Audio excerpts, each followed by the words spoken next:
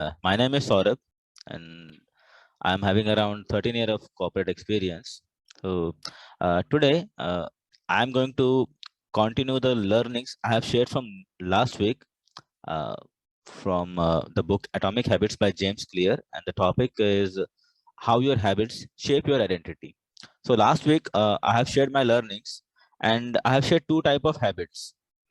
So one, it is an outcome-based habit, and another, it is our identity-based habit. So outcome-based habit is kind of a goal-based habits, and identity-based habit is our belief or action-based habits.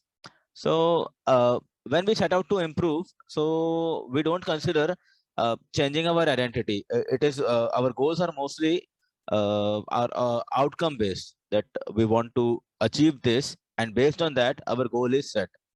Very a simple example is our crash diet coursing that we took for getting slim and healthy. So it has all sort of list in it, that we have to eat boiled vegetables, you have to cut off sugar and all thing, and it has all list of food that we don't like. So what happens that that goal based habit, it continue for a day, 2 day, 4 day, 7 day, hardly you can manage it for 2 weeks.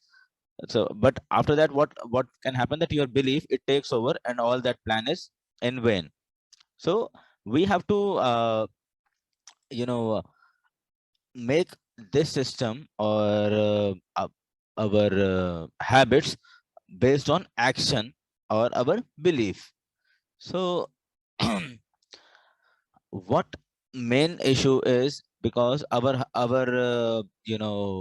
habits, uh, this is a reflection of our identity. So the true behavior of change is to change our identity, and we can start any habits out of any motivation, out of any goal.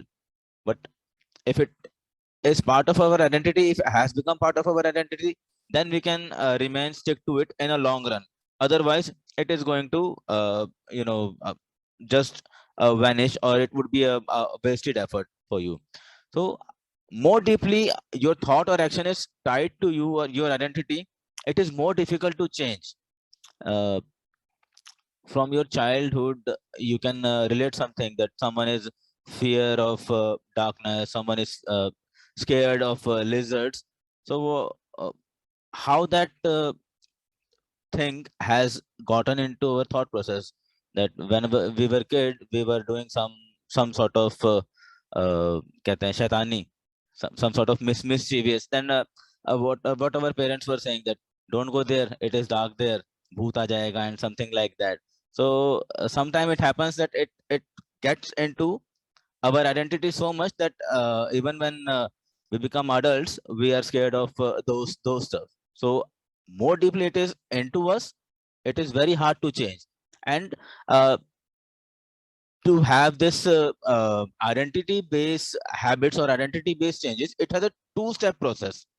uh, Number one is decide what type of person you want to be. Means we have to decide what we want to be.